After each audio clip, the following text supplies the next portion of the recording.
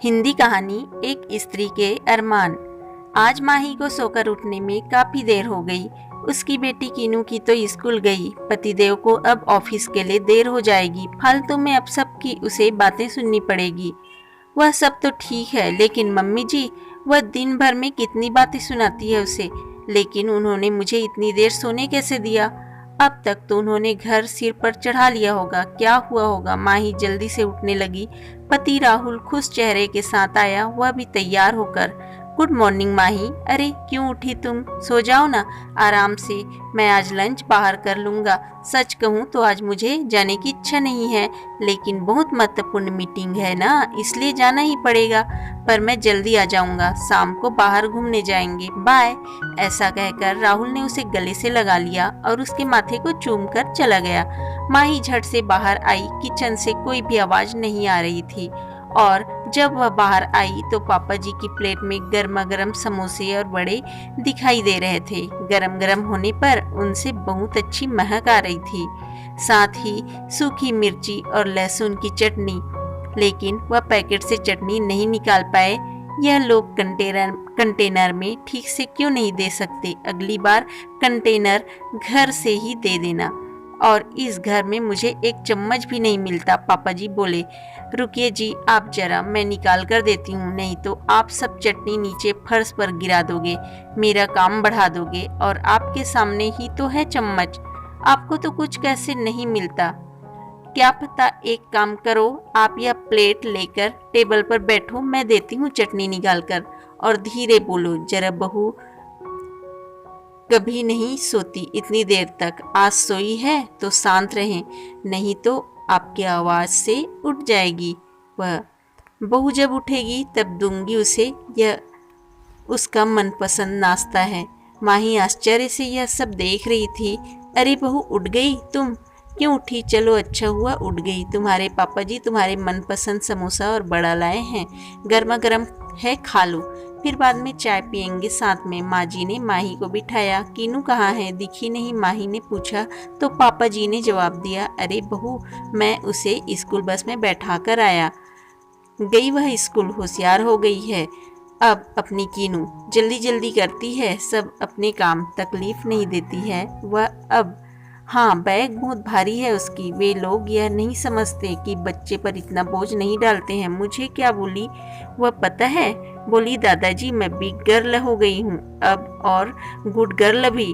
अब मैं आ जाऊंगी अकेली घर, आप मत आइए मुझे लेने के लिए। दादाजी पोती की प्रशंसा में मग्न थे। तभी माही की सास बोल पड़ी, हाँ हाँ, मेरी बेटी समझदार हो गई है, सिर्फ दूध पीने के लिए नाटक करती है, लगातार बड़बड़ करती रहती है, बस खाना ही ठीक से नहीं खाती। अन्नपूर्णा उसके पेट में है, इतनी ऊर्जा कहाँ से आती है क्या पता।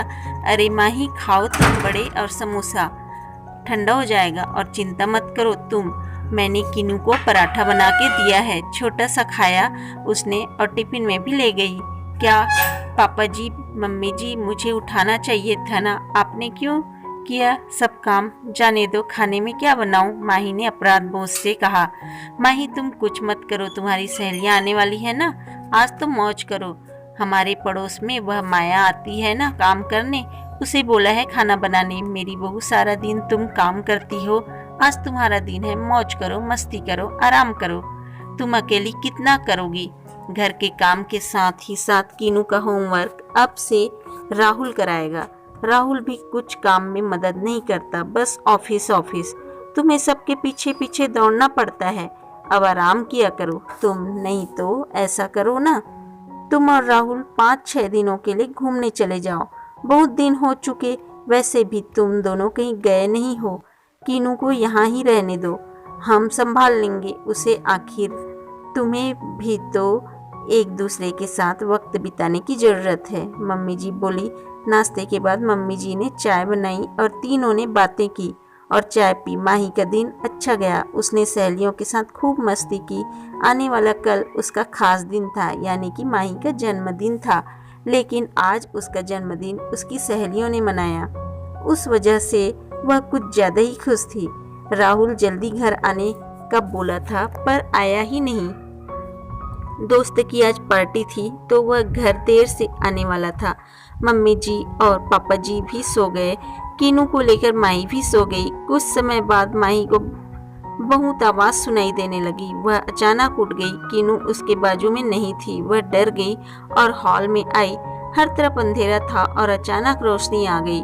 हैप्पी बर्थडे टू यू, अचानक जोर से बोले मम्मी जी, पापा जी, राहुल सब हंसकर उसे विश कर रहे थे।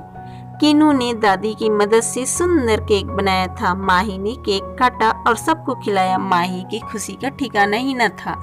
रात के 1 बज गए थे। सभी सो गए। फिर सुबह माही उठकर देखती है तो पास में सुंदर सा ग्रीटिंग कार्ड था। उसकी बेटी कीनू ने खुद के छोटे हाथों से बनाया था। माही कार्ड देखकर बहुत खुश हुई।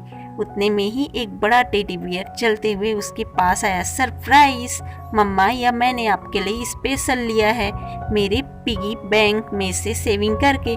माही को गले लगाकर उसके लाडली बेटी कीनू बोली।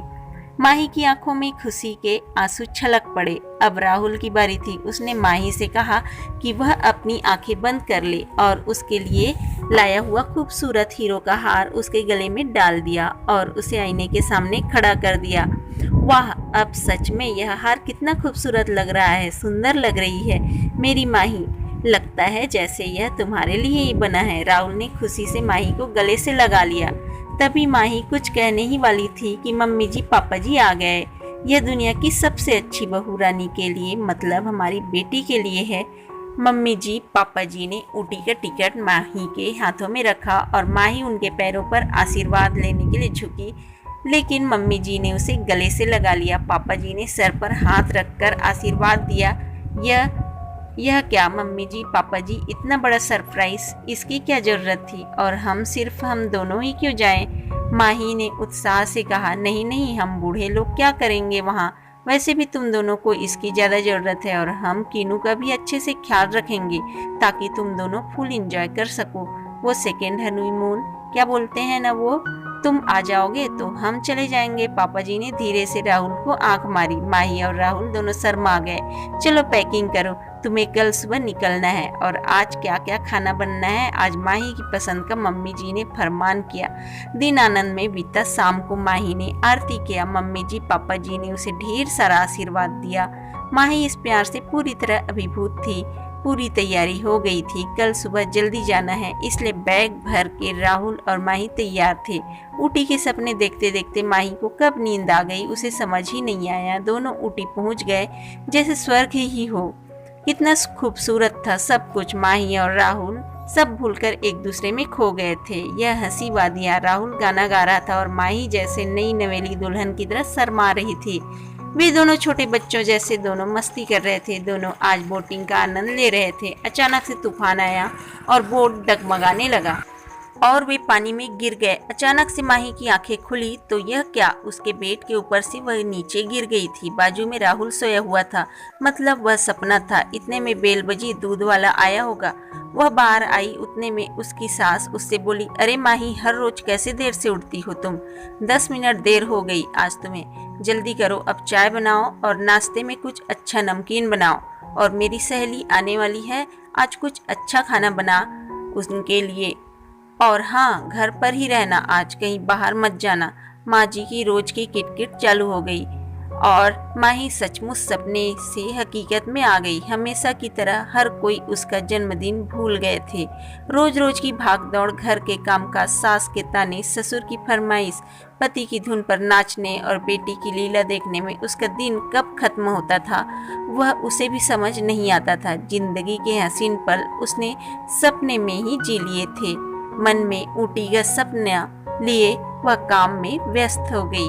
सुनने के लिए आपका दिल से शुक्रिया। पसंद आया है तो लाइक कीजिए, शेयर कीजिए। चैनल को please please please friends subscribe कर लीजिए।